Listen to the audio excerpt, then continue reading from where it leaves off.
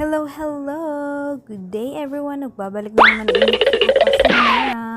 So for today's video, magluluto ulit ako ng hapunan namin itong pork ribs. So na-marinate ko na pala yan siya guys sa mga seasoning no. Tapos maglalagay ako ng itong sweet barbecue sauce bago ko siya isalang sa ating oven na preheat ko na pala yung oven dyan.